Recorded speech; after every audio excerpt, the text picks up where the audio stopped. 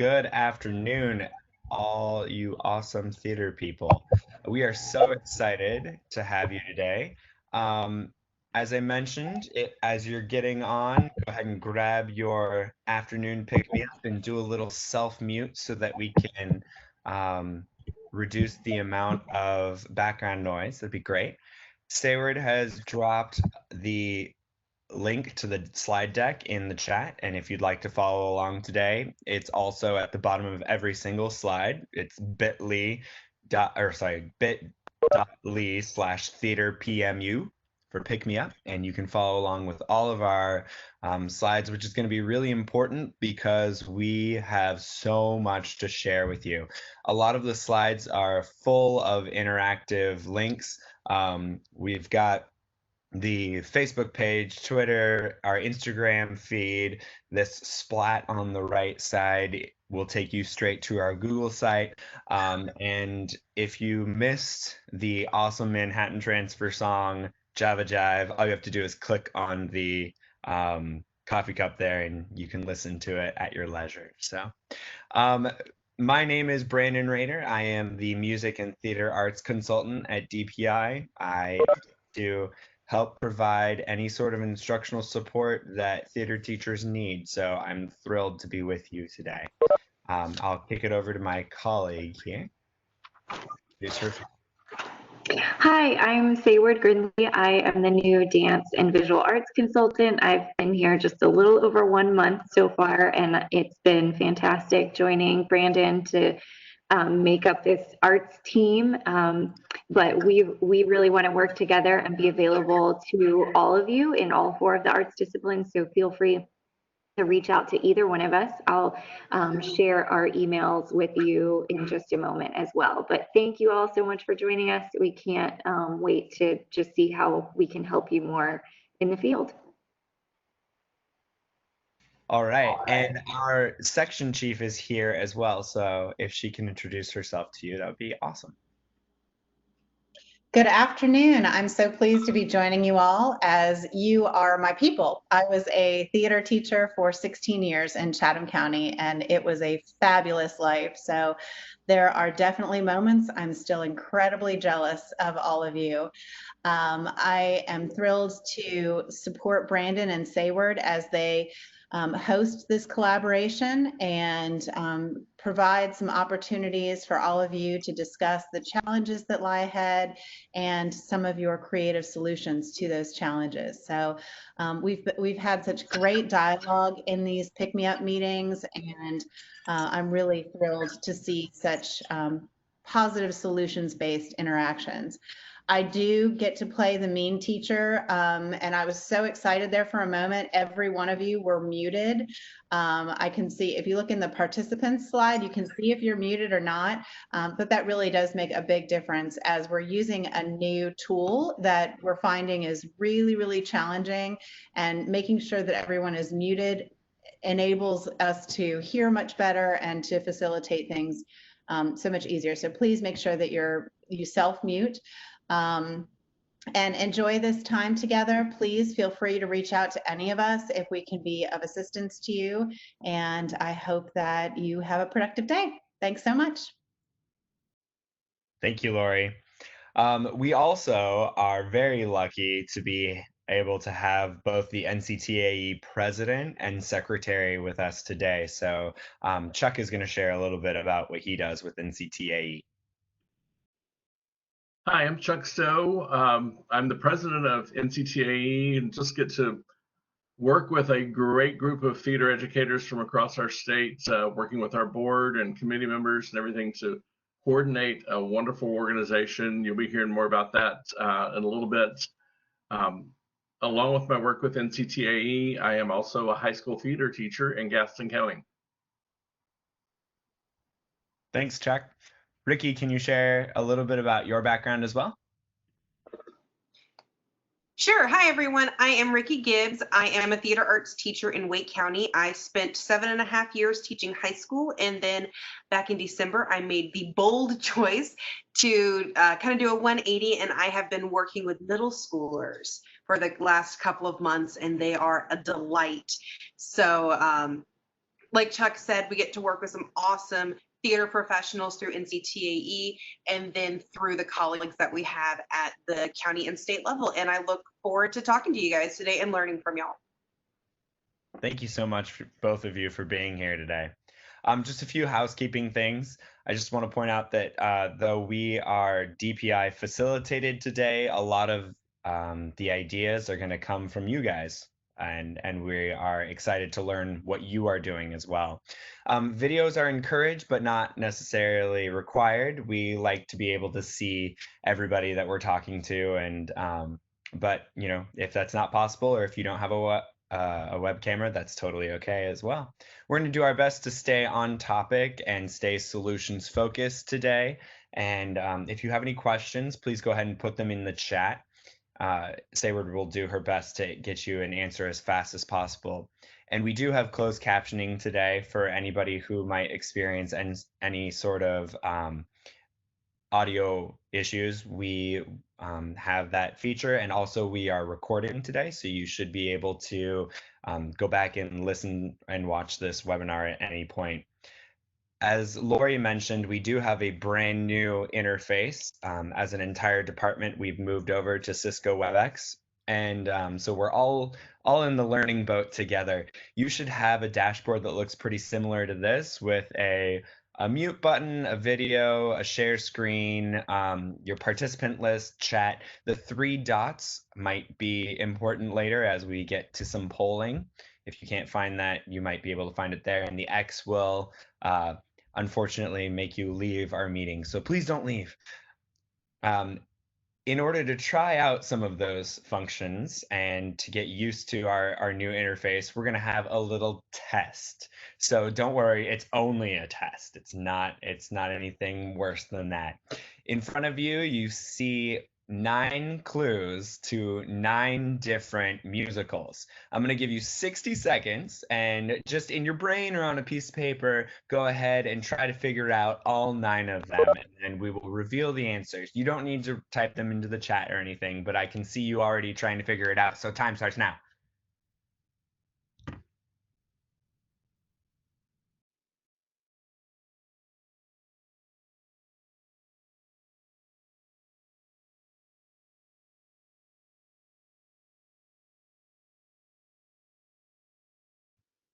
I love all the furrowed brows. Of course, the theater teachers would have expressive faces, right?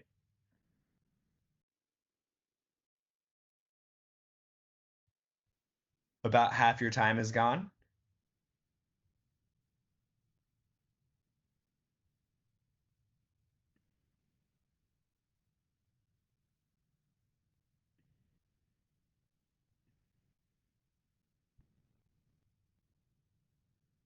All right, we got about 10 seconds left. 5, 4, 3, 2, 1. And here are your answers. So go ahead and figure out how many you got correct. Again, you don't have to write it into the chat yet. Some of these are a little bit more convoluted than others, but hopefully that was fun. And what we're going to do is we're going to push out a poll now. And we trust you to be honest and give us a fair answer. And the first one is, how many did you get correct? You'll also see a second poll question that asks what level you teach or what you teach. And so if you can answer that question as well, that would be wonderful. I see that 4 people are already done. Oh my gosh, that jumped up to 7 very quickly. We've got 4 people who have not yet started. If you are calling in, you might have to change your screen, or you might unfortunately be unable to participate in the poll, but that's okay. As I said, we are mostly just trying to explore our new functionalities.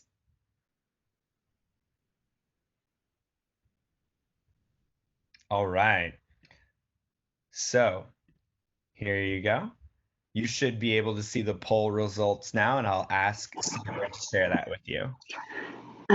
So we had pretty even spread across the board. The majority answered B, 3 to 6 correct, and then the next was A, 7 to 9. We had a few that got 0 to 2 or no answer.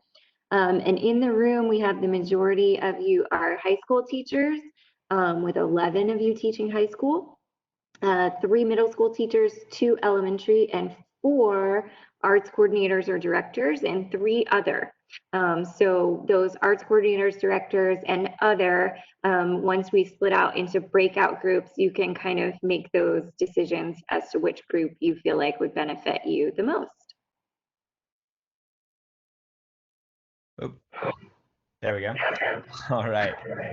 And then we're going to push out another poll here to you now that asks what you're here for today. So we want to be able to tailor this session to your needs. So if you could let us know what you're hoping for out of this session, that would be great. I do believe you have to click on the word "your answer" before you start typing for it to record.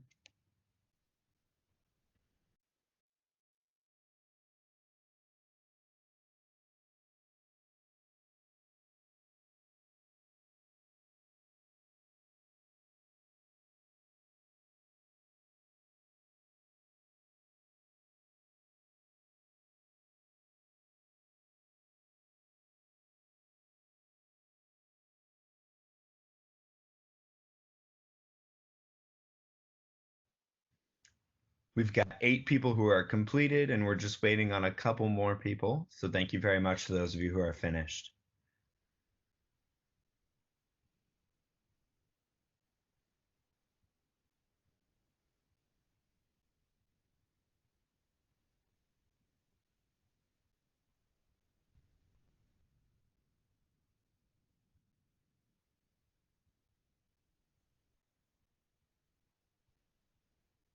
Right now is the perfect time to take an extra swig of that afternoon pick-me-up if you are complete.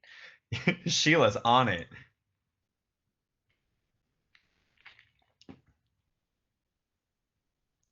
Sheila is always on it. I believe that. Love you, Sheila. It's Chuck. We have just 2 more people who are finishing up, and then we'll go ahead and close the poll and share.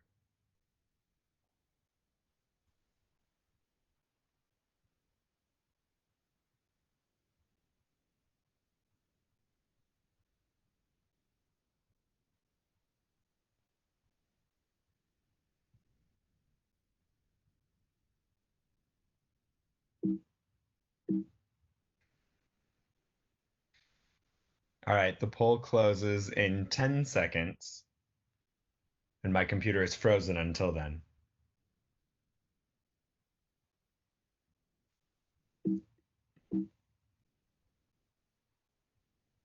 All right.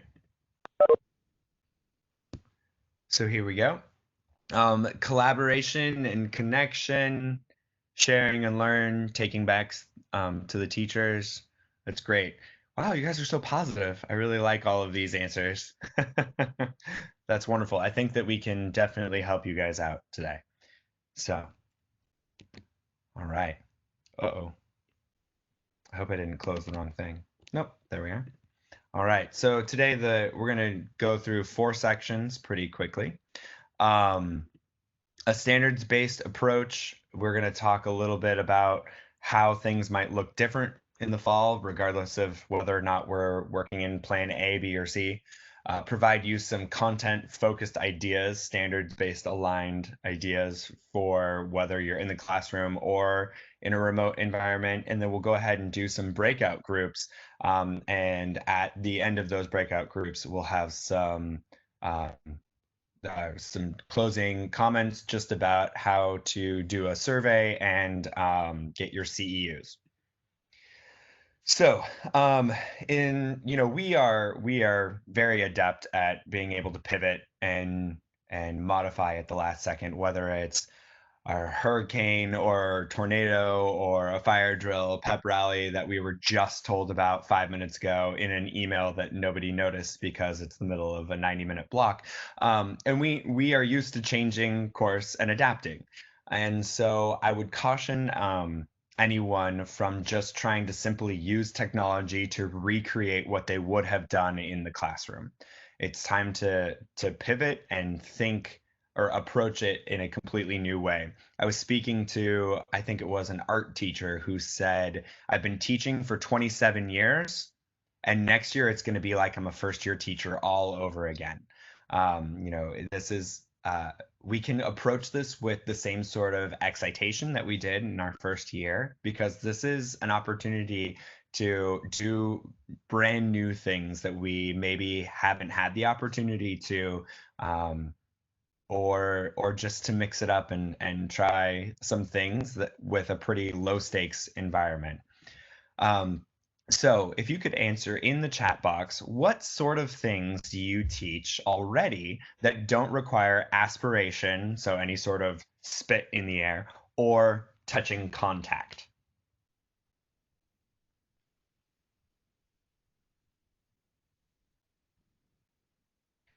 So we've got playwriting and theater history,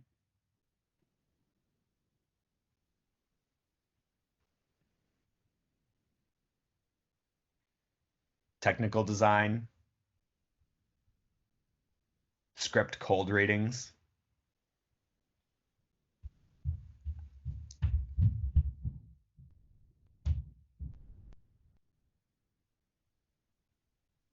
All right. Original scenes. Great. I'm sure keep them coming.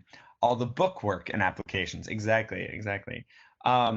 There is so much that we can do that doesn't require any sort of spit in the air or any sort of touching. Doing any sort of analysis of anybody else's work or critique of anyone else's work. We can work on improv. We can do stage and costume designs, studying careers, doing your own choreography or any sort of reflection and writing. And these are the things that we're going to focus on in this section. In the next section. Before we get there, I wanted to point out 3 resources that are probably really important. The first one is the North Carolina Department of Instruction's guidebook to reopening North Carolina schools. That is hyperlinked on the word guidebook and in the picture here. And it outlines plan A, B, and C and what those might look like. If you have not actually had the opportunity to read through the document, I highly recommend going ahead and doing that. And I think it is important to note that DHHS and the governor actually make these decisions. So it's not up to DPI. It certainly is not up to me to decide how we are going to proceed. So we are looking higher up than DPI. We will be there to assist you in whatever that looks like, in whatever way we can, but we're not actually the decision makers. Arts NC, along with NCTAE and other professional organizations in our state, put together some recommendations for how this might look in Plan A or Plan B in a physical space with social distancing. And this is not an NCDPI document, but it is a very comprehensive document that is valuable to both the school administrator and the arts teacher. So that's a great resource as well. And then Edta actually released their recommendations this week. They are broken into the 6 sections of rehearsals, live performance, virtual performance, curriculum instruction, and other resources. I did think that most of it was fairly similar to our state organizations' recommendations. However, they are starting to put together a few databases, including performances that are virtual friendly and other things that are virtual friendly, curriculum and instructional resources. So that's sort of accessible through this document. And that is, again, hyperlinked there at the bottom and in the image. Are there any questions just before we move on to section 2? All right. Oh, sorry. Should use my arrow keys. So in this section, we just have a lot of links and resources for you broken down by by section. And so a lot of these came from our website. So if we go back to the Arts NC website, up here, or actually, excuse me, the easiest way is to go down here. The Arts Ed remote learning resources are completely applicable regardless of what situation we're in. These are things that can be done in the classroom or out of the classroom. And so we've got creating theater art, and then we've got all of these different sections that if they, or when you click on them, they open up. We took some time to actually go ahead and connect them to specific standards, and we strove to run the gamut. And so even if you see something that says fourth grade, that doesn't mean it's only applicable to fourth grade. It's like a lot of these, I was like, every aesthetics standard is applicable here, or there are so many standards that could be used in any of these situations. One of the things that we've really heard from the field is that there is a huge need for low-tech options.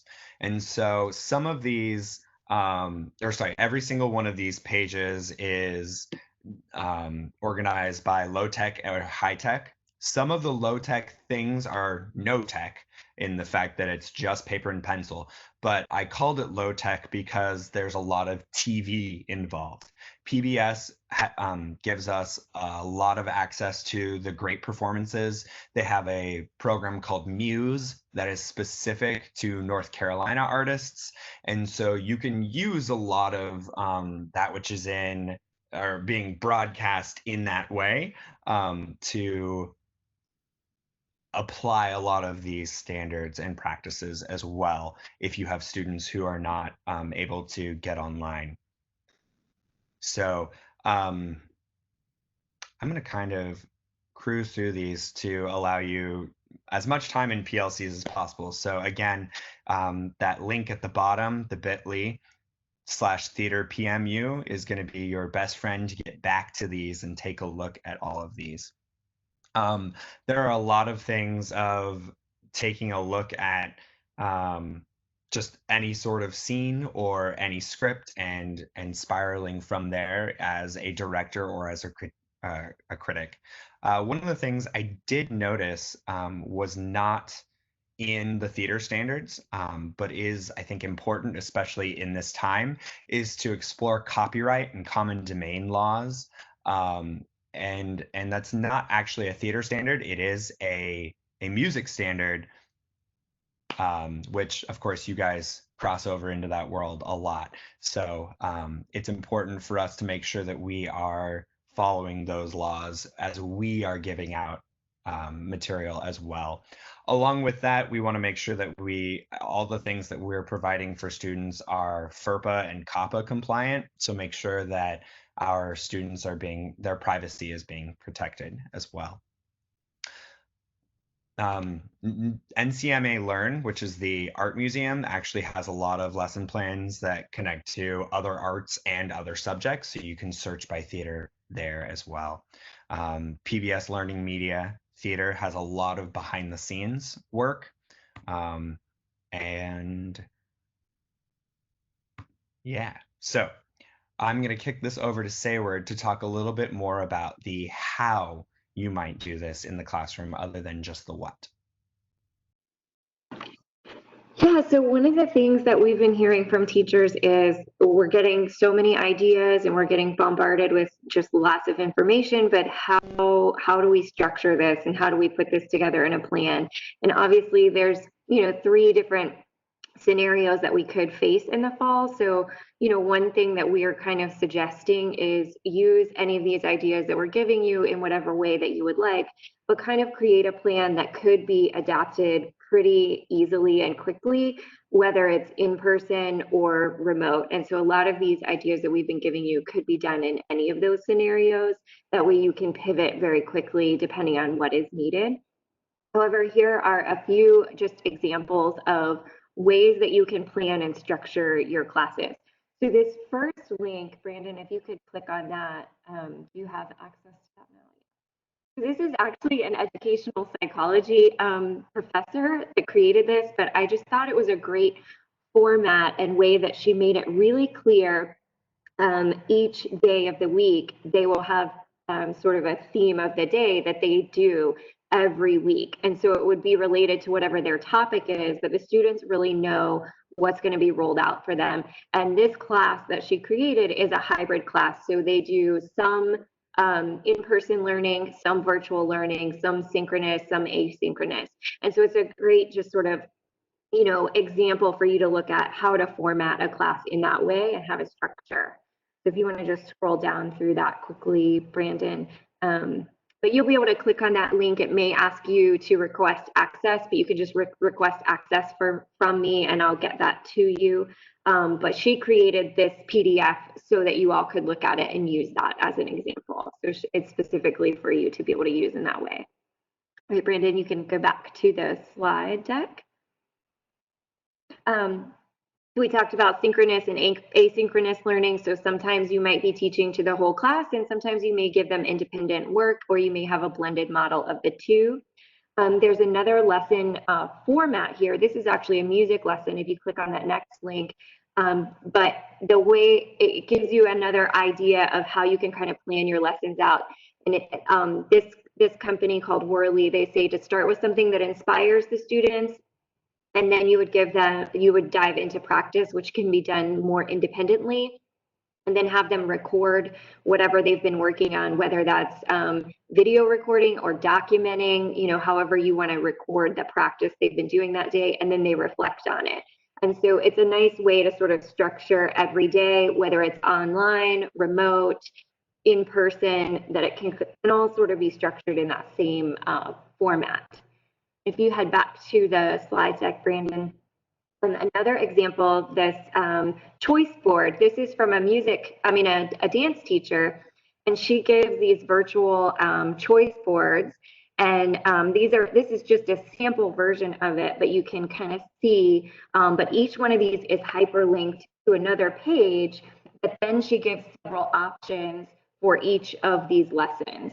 So each one might have like 2 to 4 different scaffolded lessons within there, so that they can kind of choose depending on their level, their interest. And some teachers are doing where they can kind of make it a bingo game and they complete a certain number in a certain row and they compete like within the class with each other. So she said, and quite a few of the dance teachers are doing this, that they're finding that it's a lot of prep work in the beginning, but then when they go into actually teaching it, they have much more time for feedback and actually looking at the student work and communicating with the students, because it's all set up in the beginning. So it's a great thing for you to kind of glance through and see some ideas. A station or task rotation type of idea in person might have some students working on written work or independent projects, and other students might be working on scenes and dialogue with each other. So you're working with a smaller group at one time where the other students are spaced around the room. You could create a class where the students get to create sort of their own class. You give them columns of task A, task B, task C, and they pick something from each of those to sort of create what they're going to do for that given day. And then they do a final reflection of what they chose and what they learned from that for the day. Or you can do a weekly element of drama. So you might pick a different element that you're going to focus on that day. For that whole week, and everything that you do in that week is going to be focused on that specific element through various, research projects or activities that you might do, and then end with some final thing. So this is a great PDF here that can kind of go through just basic, gives you a kind of a nice layout to go through and say, all right, each week we're going to focus on a different one of these. So these are some ideas that might be different from what we normally do in the regular classroom that you're so used to doing.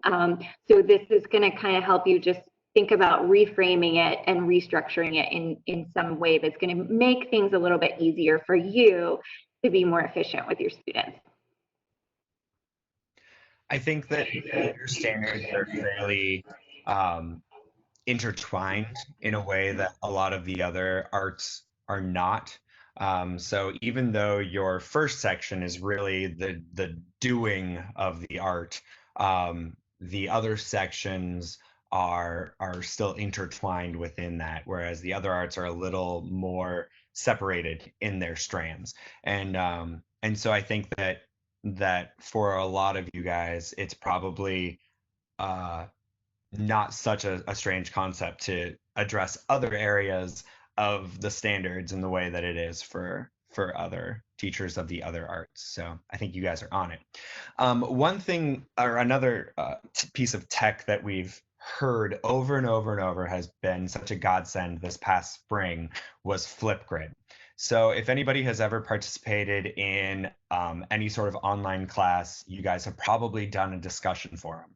And that's basically what Flipgrid is, except in video format. So the first video or the original poster has a 2-minute video that they can record. They can be silly. They can put a big emoji over their head. They can do lots of different sorts of, filters and hats and have fun with it. But the content is really up to you. And then students and you can respond back with another shorter video. So it might be something like being able to post a monologue and then having students critique it underneath it. Or doing something like The Masked Singer, except it would be the masked monologue, where they've got that big emoji over their face and they have to act as somebody else, as somebody different, and then everybody guesses underneath and calls out the things that they really did really well. It could be, any sort of community builder. If we begin the school year in Plan C, or if we go to Plan C pretty early on and we haven't had the opportunity to build community, you can have conversations about who they are and getting to know people and interacting and having those conversations through Flipgrid and building that sort of community.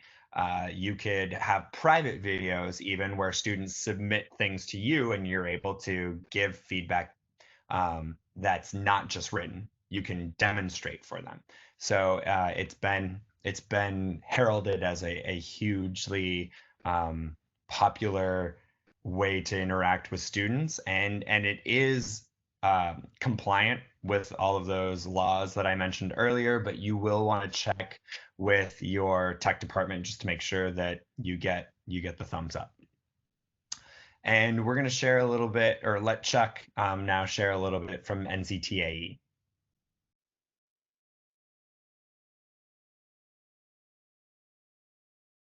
Chuck, I don't think you unmuted yourself.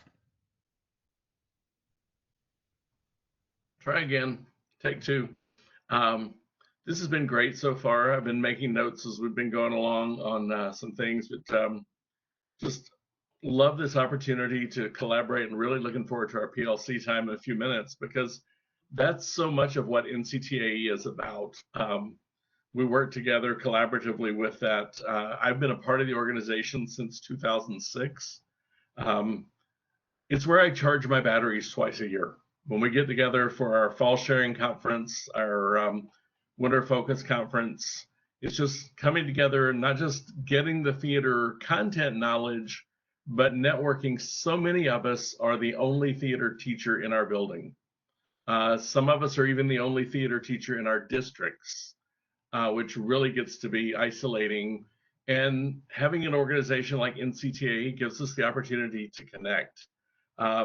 We talk about social and emotional learning for our students, but those same connections are important for us to be connected to our colleagues. And this organization gives us so much of that opportunity.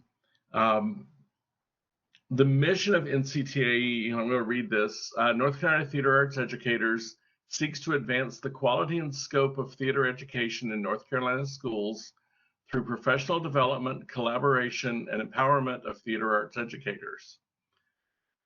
Our focus, as you can tell, is on professional enrichment, what we give back to teachers. We are an organization for teachers, by teachers, and what we can do to support our teachers.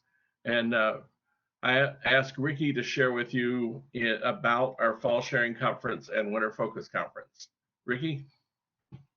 So every year we have 2 professional development events. In September, we have Fall Sharing, and in February, we have Winter Focus. Fall Sharing is a teachers teaching teachers model where we have a master class, and then if someone is exceptional with using Google Drive or Google Classroom as an LMS for theater, or if someone wants to teach about a mask making lesson that they've taught and had great success with, we invite our teachers to come and teach us, because sometimes the best learning that we can have comes from each other. And then in the winter, when we get together in February, that's more focused on us as teaching artists and building up our batteries and our background knowledge. So we take a deep dive into topics. Every year we alternate between a acting topic and a technical topic. This past year we did scene painting, and everyone walked away with these gorgeous pieces that they had painted. In this upcoming year, we're looking at doing an acting-based technique. Fall Sharing this year is still happening. It's going to be September. The date is September 25th, 26th, but we are moving it to the digital sphere this year. We are meeting, collaborating, and working with our leadership team, our board, and our committee chairs to find the best way to bring this content in all of its connective glory to our membership in a way that it's still meaningful and provides awesome professional development opportunities for you guys. So if you are interested, please go to our website, nctae.com, or visit us on Facebook, and all the information is on the slide. But connect with us so that you can hear more about those plans as we roll them out. But Fall Sharing is still happening this year, and we hope to see a lot of you guys there. Chuck? Thanks, Ricky. It is, again, 2 of the highlights of my year. I love both of those conferences. Another aspect that we focus on with NCTAE, and we've talked about this in several opportunities today as the techniques were being mentioned, is playwriting. And we have an extensive program. North Carolina Young Playwrights is one of our committees and one of our anchors, if you will, of our organization. And we do teacher training. We train and equip teachers to be better at teaching playwriting. And partnered with that is the North Carolina Young Playwrights Festival, where we highlight the work of students, elementary, middle, and high school students. They have an opportunity to submit works to be read by a panel of readers and professional playwrights to get feedback, written feedback for each play that's submitted, as well as they select some for staged readings. So we're able to have staged readings of elementary, middle, and high school students' works. We partner with Triad Stage on that, and UNC Greensboro's Theater Ed program to create those that event. It's in April each year. This year we had to make some changes with that. But hey, if you don't learn anything else doing theater, you learn how to be flexible, right? And playwriting is one of the things that really works well online. You can work with your students. You have the opportunity for them to get peer feedback through Flipgrid and other means. They can get feedback from you. You can work with them individually, and it's a strong unit that gives them a lot of theater skills and exposure and the opportunity to try and create and come up with new works. So that's in a nutshell where we're at with NCTAE. If you're not a member, you should be. Ricky, you want to say anything else about that? I joined when I was actually in my senior year at UNC Greensboro, before I even started my student teaching. And I have stayed with the organization every year. It is, as Chuck said, it's where we go to recharge. These are some of you see them twice a year, but they're some of your best friends in the end. And you get a lot out of it, the connections, the ability to say, hey, does anyone know how to do this and help with this? you've got a huge network to pull from. Membership is only $20 and it is awesome. We also have a members only section on our website where you can see materials from our previous conferences and other really, really awesome stuff. So as someone who's been part of the group for nearly a decade, Chuck's also been there for quite a while. We love it. We cannot say enough wonderful things about it. We hope you'll give it a try if you haven't already joined NCTAE. Thank you guys very much. All right. So we have been holding a little bit of a discussion here in the breakout groups for how to do this. So I'm going to go ahead and open this poll that I just created, asking how you guys would like to split up. Originally, we talked about splitting up as performances, sort of like class and stage, and then teaching technical theater and how because those might be a little bit different. Or we can split up by grade band. So we'll go ahead and let you guys choose that.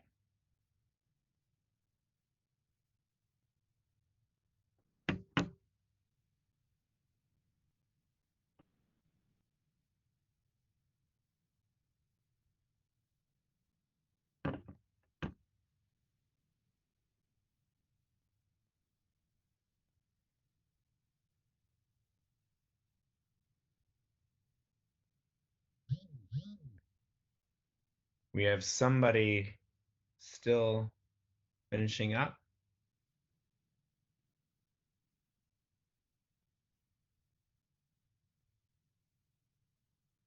All right, it looks pretty heavily that we're going to split as K8 and 9 through 12.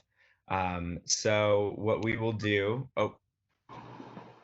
my computer freezes. If anybody is in process, I have to wait 20 seconds before I can do anything when we're in the middle of a poll.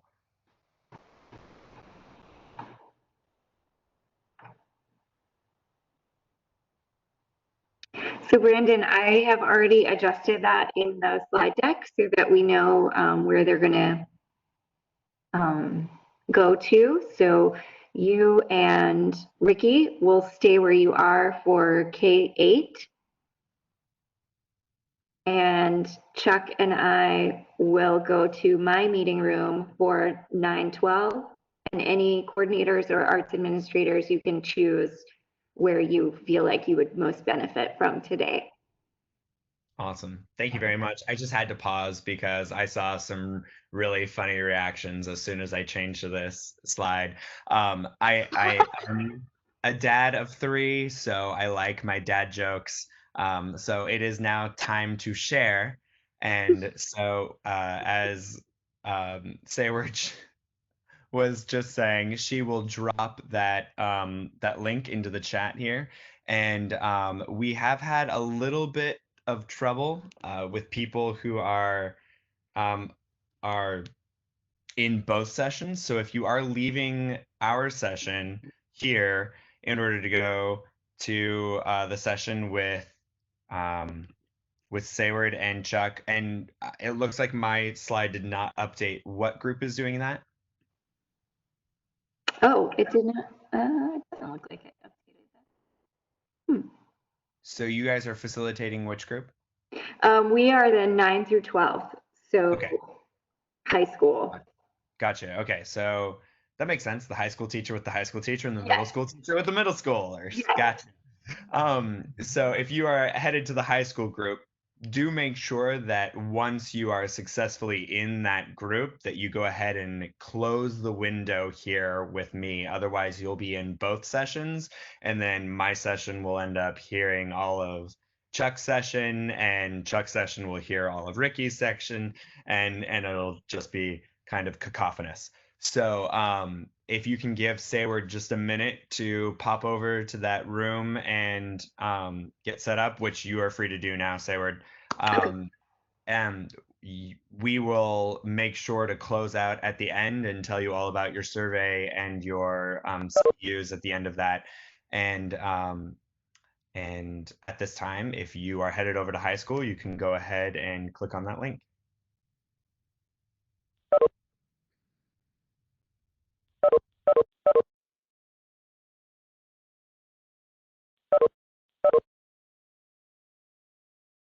Yeah, so again, middle school and elementary school, please stay here. AKA the cool kids.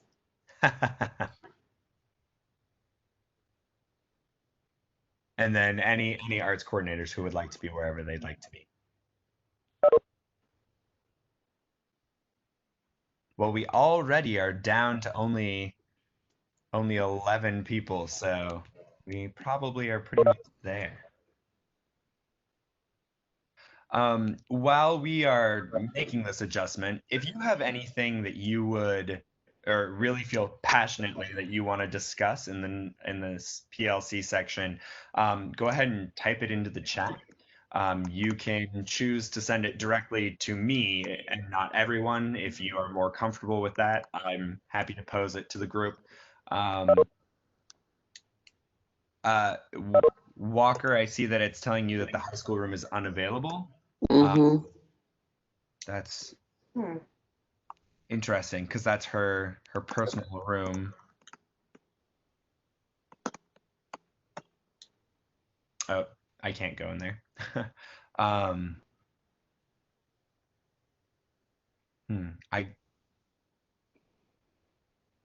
guess I would just try it again. I will message her just to make sure that it's okay, but you're welcome to stay here if you can't get over. So, all right. All right. All right. So Sheila, you were asking if there are going to be any arts residencies. As currently, they have not been banned. Any sort of LEA is going to be able to make that decision. Remind me where you are in the state. You're welcome to go ahead and unmute yourselves at this point, guys. I'm in Chapel Hill, and I'm a professional mime and teaching artist, and I'm the head of the Southeast Center for Arts Integration, which Jeff Lambden is also a part of. And so, the question is, will artists be going into schools?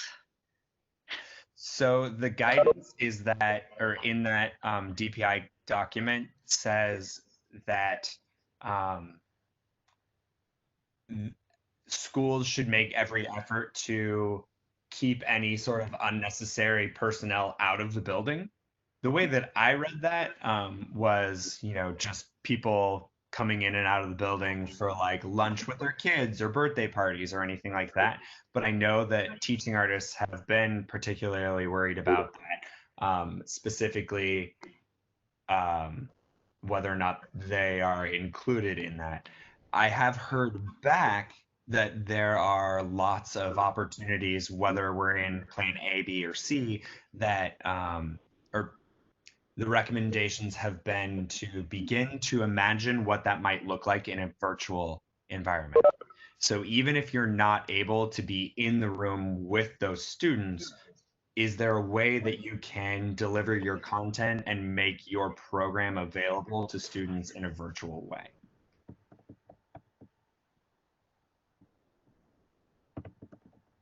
Thank you, Brandon. You're welcome, Sheila. It's good to see you here. I guess maybe while we're on that topic, does anyone have any pressing concerns or apprehensions about fall and the opening plans and what our subject will look like that you guys want to give voice to? Brandon and I may not have the answers, but we can, share with you what we know, and don't have anything, and we can always jot it down to investigate for the future. So if anybody's got something like that, feel free to shout it out, drop it in the chat box. But yeah, any pressing concerns, you guys? Well, one of the things I'll mention, and I'm Tom Nevels, I'm with A+ Schools of North Carolina. I know a lot of your faces and have known you for a long time, and NCTAE for a long time. One of the things that's on my calendar is that we are in a short window of feedback and dialogue about what the plans are what the contingency plans that each district is constructing right now. I know that the districts are meant to have their plans to the state board by something like July 20th. So if anybody is in the position of wanting to weigh in on behalf of the arts with their local districts and to see what the plans are, especially for the arts, we are in a rapidly closing window to do that.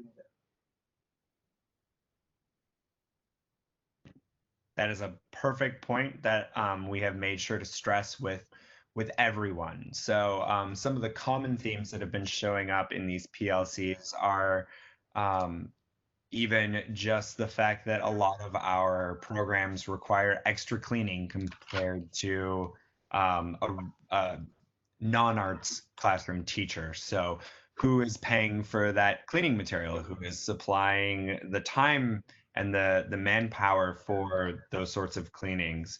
And what we've been saying over and over is that it is still June. It is a perfect time to start that conversation with your administrators right now. Who in here is elementary? Lee, you are, and Sheila. So, right, the challenges of seeing, 300 to 600 kids every single week roll through your classroom, are intense. So starting to have, or definitely take a look at the guiding documents from our state professional organizations and from EdTA. I will say also that NCTC was involved in the creation of the state document.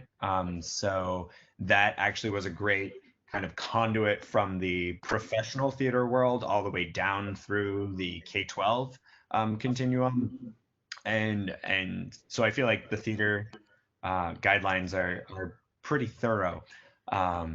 And start to talk to your principals about what it might look like in the fall in all 3 iterations, and let them know what your financial and time and space needs would look like. Because if you're in a classroom right now, but there's there's a stage that's available that's 3 times the size of your room, then you might start to consider, hey, maybe I should be teaching on the stage so that I can make sure to meet social distancing requirements. Start marking out those 6-foot, dots on the stage instead of in your classroom. And I would just top of that, as well as talking to your administrators, if you have an arts coordinator for your county, see if you can shoot them an email and bend their ear, and also have those discussions with your departments and your teams. I know some people have very small departments, some people have very large departments, especially if you've got multiple people who may be wanting to use that theater space, that stage. Start having those discussions now of how you might share that space if we do have plan A or plan B in place when we come back. Since we don't have many pressing concerns, I don't see anything in the chat, who did something like really spectacular when we moved to distance learning that either worked way better than you expected or was a huge success with your kids that you want to share for the benefit of the group? I know we all had some stuff blow up in our faces, but we also had some amazing stuff that happened. So who wants to share with the class?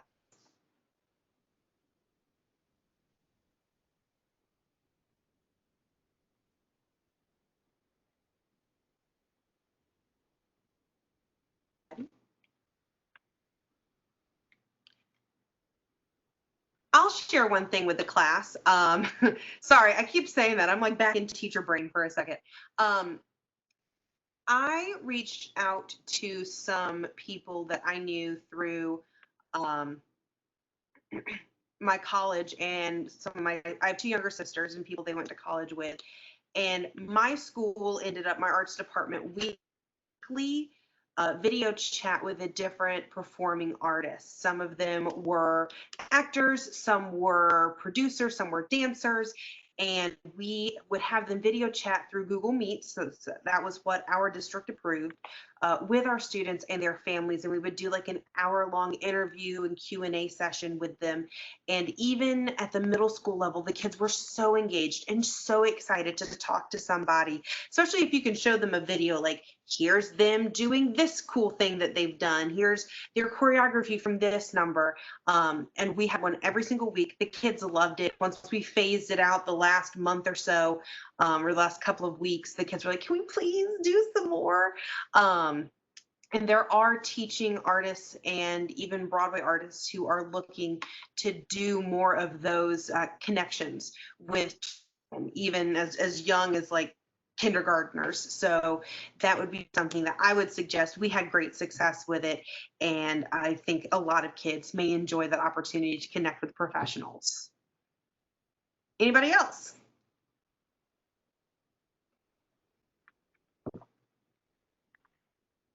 I mean, that sounds like a good opportunity to even connect with some of your alumni. They don't necessarily have to be Broadway, but they could be somewhere in their high school career or in their college career or working professionally, regionally.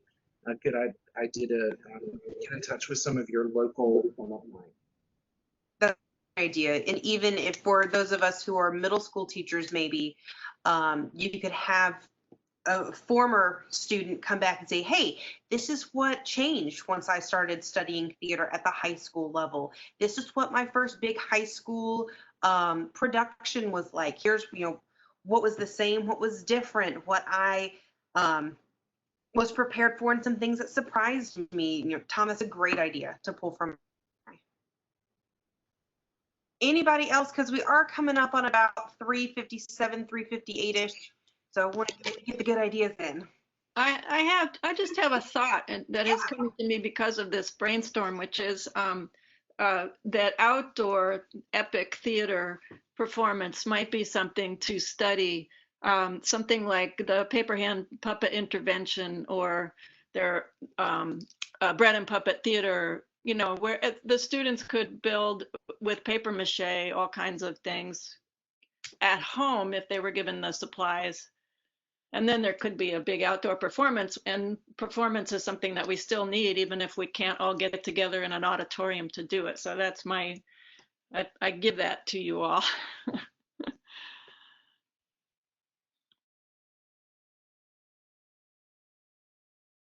That's great. Yeah, I think that that's actually highlighted a lot in the earlier slides in section 2, is doing, work at home or virtually, and then coming together in a safe way to do performances.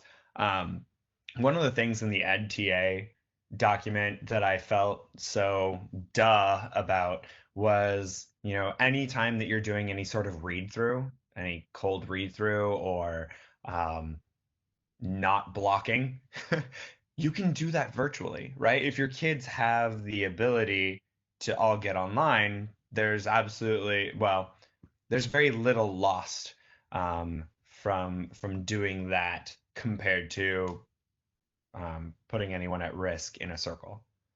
So great. It's also a great opportunity. We talk about using our voice and our body to portray our characters. This is a great opportunity to pull some radio plays and explore that. How do you create Foley artistry, sound effects, and using what you've got around you to try and recreate those sounds, creating different characters through our voices. There's a lot that you can actually play around with there that we actually have a better opportunity in some ways to explore that through the digital sphere than we may have in the classroom. There's a lot of opportunity for individuality and differentiation that maybe you wouldn't have time for, because if you end up teaching remotely, or in the B situation, the plan B, where you're giving them a project and then they go off and do it, that kind of builds up this whole project-based learning atmosphere, which is highly engaging. So, yeah, wonderful. And I was going to say the other thing is that, engaging students in the problem solving process can also be really cool. So asking them to find or create a story in their house, kid story, and to find or create a costume to go along with it, and to create the voice and the character that go along with it, can be really engaging that creative spirit. The other thing that I have seen, not just drama teachers do, but regular classroom teachers and all of the arts teachers, is lots and lots and lots of theater games in Zoom, because they really are sort of in the round, or so many of them are in the round games. And when you are in the Zoom platform, it's not wholly different than that, one person at a time sort of improvising. So theater games have been shown to be really positive experiences. And all I did was I went on Google and I wrote theater games for Zoom, and it was there are tons of lists that have been put together already. So I think that this time we did a lot of quizzes like we did at the beginning of this coffee break, and I think next month we're gonna do theater games at the beginning, and everybody's gonna hate me, but it's gonna be epic. So awesome. Are there any final thoughts before we go on and talk about closing out? All right. I really like what Walker Z just said Oh, I missed. in the chat. Yeah, can you hear me? Yes. Yeah. So just coming from a high school, so a lot of the things that I've been doing with my advanced theater and I'm planning on doing is if we're not in the building, and I think that there's a limit to what you can digest on Zoom when you watch plays. I mean, I've just seen it this spring. After about 20 minutes, it's really hard to stay in the world of the show. But if you can turn the work into something that's necessary, right? If you can't have fans at a football game, but your kids can do a commercial during the videotape of the football game, or doing something for another club in the school, then the kids there's an actual product that they can really be invested in, rather than doing whatever, a fairy tale reader's theater, which is great, but I think you can elevate that product in this new world. That's awesome. Yeah. Sheila, I note that you were talking about how Zoom is not allowed in some school systems. At DPI, we're actually not allowed to use Zoom either. But most of the schools have some sort of platform that they've allowed, whether it's Microsoft Teams or Google Meet. So, And Google Meet's going to have breakout rooms as well in the fall. Oh, that's awesome. that is such good news. Yeah, Sheila, I also work Wake County. We are not allowed to use Zoom with students, but we can use. We've been assured that Google Hangouts is completely FERPA compliant, and that's awesome about the breakout rooms, because that's the one thing I miss. Yeah. Yes, absolutely. Great. Well, we are aware that this June PLC is or PMU is a little preemptive. We don't have a lot of information at this point. This is almost more of an anxiety catching situation, where we're able to tell, to hear from you guys, what do we need to go figure out and come back to you with. So we've heard from everybody that they want to continue meeting through the summer and through the fall, so that as we get more information, we can actually address real situations, come up with real solutions. So we will be meeting in July. Hopefully in or middle of next week, we hear from Governor Cooper about whether we're on plan A, B, or C at a minimum. Just a reminder that any LEA can choose to be on a more conservative plan. So if the state plan is plan A, if the state plan is plan B, any LEA can choose to be in a blended environment or completely remote, but they can't choose plan A. right? So so definitely check with your LEA to decide or to determine what your LEA is doing. But hopefully by mid-July, we will actually have some direction and some real answers for real situations. So, got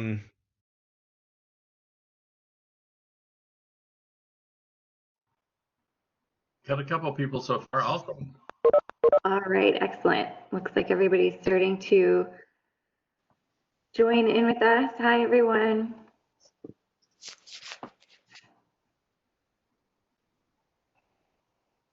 Good. Okay, so as everybody is coming in, we can either do this vocally or using the chat, but I would love to know, who you are, where you're joining us from, what school you teach at. So if you want to actually just put that in the chat, then that will help us to sort of get to know each other a little bit better. And then also, if there's any specific questions that you would like us to talk about or topics, then that would also be helpful if you want to put that in the chat. I'm going to let Chuck sort of take the lead on steering the conversation, but I'm going to keep track of the chat and I'll chime in if any of you put anything, and you can address it to everyone, or if you have a concern that you feel like you just want to tell me privately and you don't want to address in front of everybody, then I'll just read it out, but I won't say who it's from. So if you have something that you'd like to just put in there, then you are welcome to do that. All right, so Chuck, I'm going to let you start us off. Oh, you're muted again, Chuck. There you go.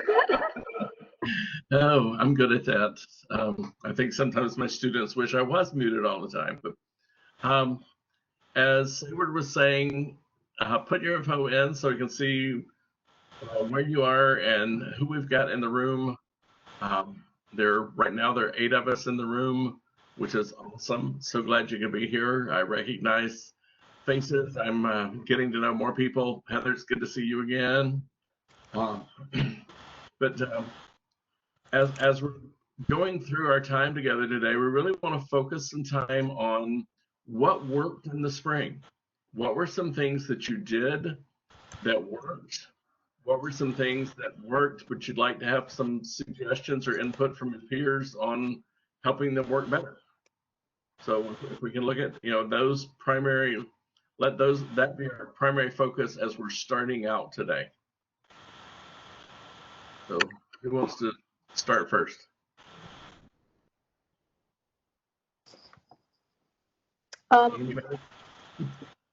Chuck, I had a couple of, if we're talking about just assignments that worked, I have 2 different, I know a lot of you probably have this too, if you have different types of classes. I have a tech class and then theater 1 through 4.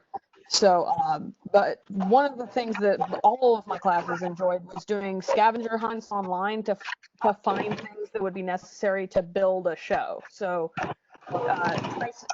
pricing them as well as just learning what each of these things are.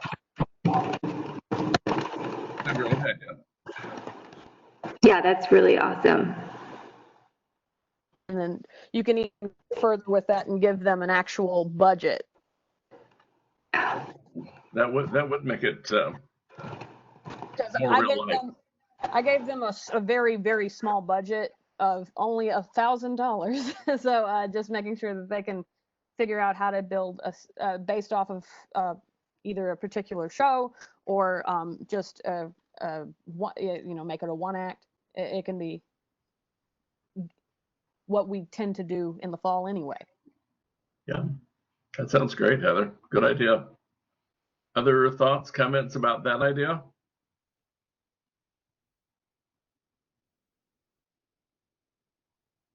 You're muted. I see your lips moving, but you're muted.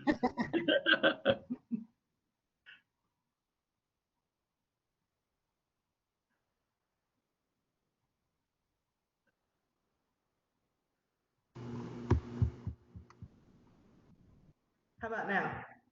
Now we can hear you. Yay. Now we can't. Now I can hear you. Can you hear me? Now again, yep. Okay. Yeah, we did a lot of worksheets, like interactive worksheets with embedded links, but then I would have them take, for example, their theater history content and then turn that into a script based on those characters. So mostly what we stuck with was like Google Docs, things like that, because that's what they had the most experience with. We didn't try any of the video stuff, so that's what I'm interested in, is the video stuff. I don't know if anybody else has tried that over the last semester, and how did that go? So, thanks. Okay, the experts are in the room, so who can help Alicia with tips on video work? Well, it does tend to depend upon what kind of systems does your district use? Are they using Chromebooks that have cameras, or are you relying on them to have their own ability to record? Because for us, we have Chromebooks that have the ability for them to just record basic stuff, but sometimes it depends. Like some of these kids do have even more technology than we do, so it just depends. Yeah, our district has the Chromebooks issued to the kids. The kids were allowed to check them out. Some did, some did not. I think from my end, I think the most difficult part was, because we started in that middle of the semester, some kids, they didn't show work, so it'll be interesting to see where they are when we return, so. Our biggest problem, I think overall, not even just theater, was the time and trying to figure out ways and for kids to feel like they can connect at given times. And our high school decided to do Zoom meeting time slots for each class, but that ultimately ended up being very difficult and problematic for others. So I just mostly did my stuff outside of regular times, and most of the kids were not even awake by the time most of those meetings were happening. So, but it is just one of those things that I love the idea of recording, and I want to implement it in my classes as well. So I think that it's just a lot of pre-planning and seeing what they're capable of.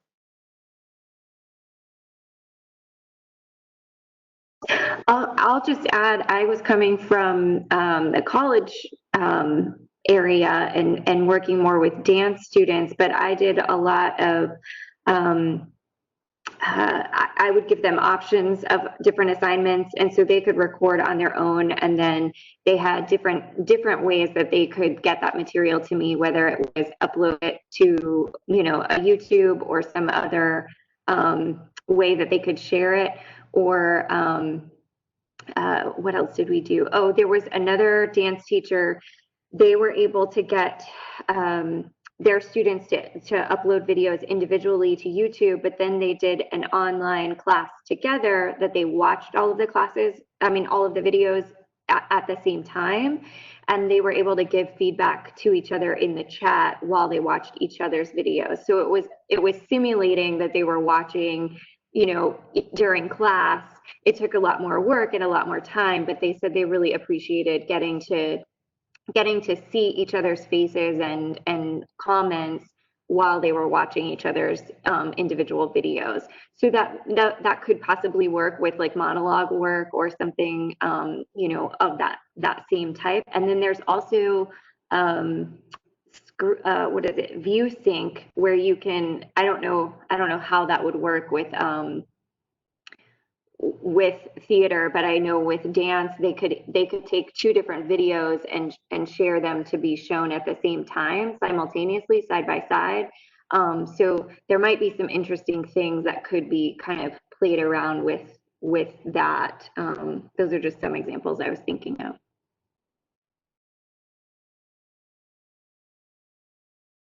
Between our district and me, it's a pretty low-tech operation on our end. I'm the resident techno dummy. I'm 63, so I'm starting to move into the 20th century with technology, not the 21st yet, but I'm getting there. But we used Google Classroom. That was the platform that we were using this spring. We're moving to Canvas for next year. But with Google Classroom, I would have my students upload videos, and then we would, I would end up having to reload them when we would get together to do Zoom meetings, put them in another format or another platform so that we could share them out and do the feedback. But it did give us the opportunity, even from that low tech end, they could record themselves on their phone and upload it into Google Classroom, and we were able to then share with the class that way. So some finding solutions, that's what it's all about. This has been good so far. Who's got another situation we want to address? Who had a really good, successful teaching tool, learning opportunity, a good unit that worked well for you in with remote learning? Just something you want to, use this opportunity to brag on yourself. I had a unit that I don't know honestly if I can say it worked incredibly well given the amount of students that at that point were participating in the online learning. But we did a whole unit on teacher within my county, and I developed a whole unit on trash puppetry and building puppets at home, and then having a performance opportunity by themselves, but having, creating different character voices. And we're going to do it again if we need to in the fall. And I think it will work well if we get a higher participation rate from the students.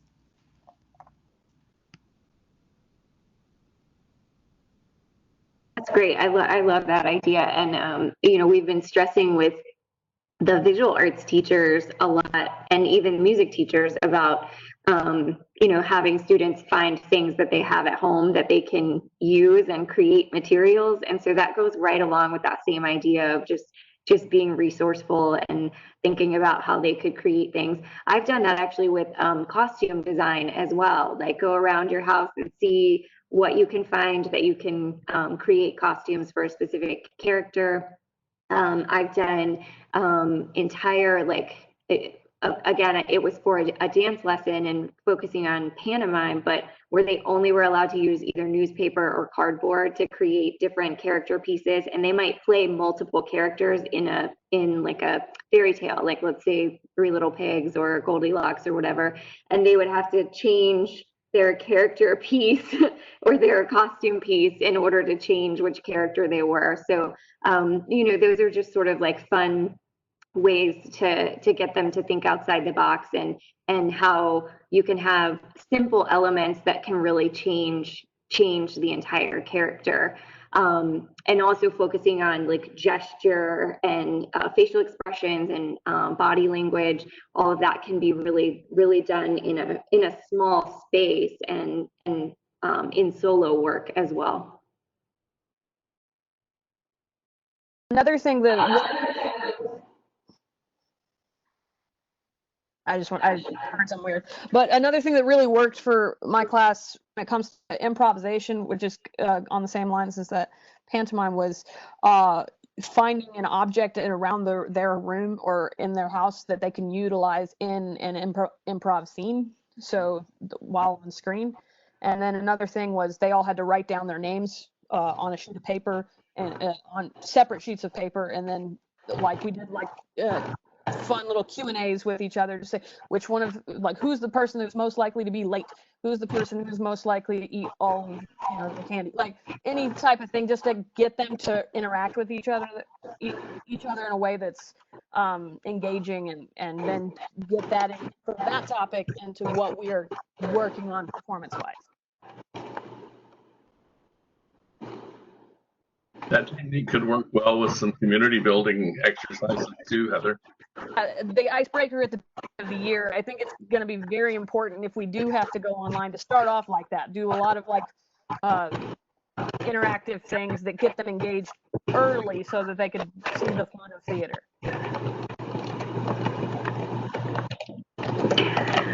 Yeah, I definitely agree with that. There's been a lot of discussion of, what do we focus on right in the beginning, and that has definitely been the most brought up thing. How do you create that sense of community and trust right away and not knowing how much time you're going to actually have face to face with them. I think that's really essential.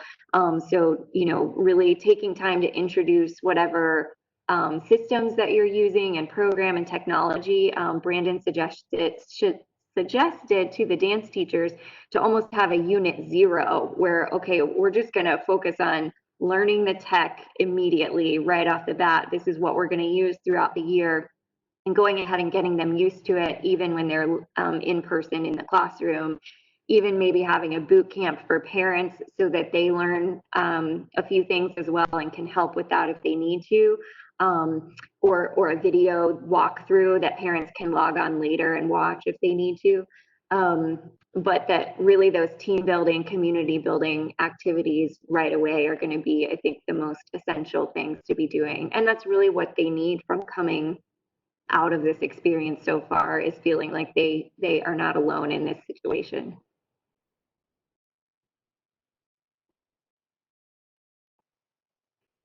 I did see someone in the chat mentioned, you know, going from Google Classroom to Canvas and being told that they have to use Canvas this coming year. So is there anybody else that has used Canvas and feels that they've been successful to use it? Heather, I see that you are on Canvas as well. Do you have any tips for that? One thing that you would do is to make sure that you've set your first assignment windows up to where they know how to turn things in, because it's a little complicated for especially for students who are used to Google Classroom. As soon as they get that formatting down, it's faster and easier for them to get feedback, in my opinion. It's the structure of it is a little less collaborative on some things. Like you can still use all of the Google Suites in order, and it does sync with them and connect with them. It just makes it you just have to do a lot of. I think that the prep work you do at the beginning really does make it a lot easier on Canvas than it does the Google Classroom, especially when it comes to grading and getting them feedback and how it syncs straight up with PowerSchool. But my kids have been used to it for 2 years now, because we started Canvas early, and so we've just been, that's what we do in my class. So that's something that I think a lot of, I actually helped train my husband. He teaches at Belmont Abbey College, and he didn't know how to use it, so I had to train him how to use it. But I think it's usable. I think it's functional, and like with all things, we don't like change sometimes, but we just gotta, you know, roll with it. And if my husband can learn it, anybody can. Great, thank you. That's been some of the feedback that we have been getting. You know, we'd like to continue these PLCs through the summer and through the fall, and with maybe some specific topics, and you'll have a chance on your survey to put, you know, things that you're interested in diving into further. But several people have suggested, could we do specific PLCs on these different LMS programs? So have one for Google Classroom and one for Canvas, and you know, we really would be looking for teachers that are using it and feeling proficient to help us with, you know, guiding that. So if some of you are interested in those, let us know. If you're interested in helping facilitate those, so Heather, if you're used to helping teach that, you know, that we would love, you know, assistance. We really want to get the people that are feeling like we got this and we're understanding it and we are willing to help each other in this, because some of you are the only ones in your counties, and you don't really feel like you have that many other people to really learn from and connect with on a theater level. So maybe you're learning it from these other teachers, but how do you make it work for what you're teaching and make it relevant to what your students need and what you need in the classroom? That was one thing that we thought of. And then we thought of, you know, maybe having like the different movie options like Flipgrid and iMovie and, you know, whatever other programs that we could think of, and have one PLC that then you could break out into the different ones that you really wanted to dive into more. So those are different options that we were thinking of. But again, in your survey, make sure you add in additional things that you would be interested in either learning about or sharing about, and helping to host a PLC as well. Chuck, do you have any other ideas, or does anybody have any other like last topics we want to talk about before I send this survey out? It's not so much an idea, but we talk about making connections and using this opportunity.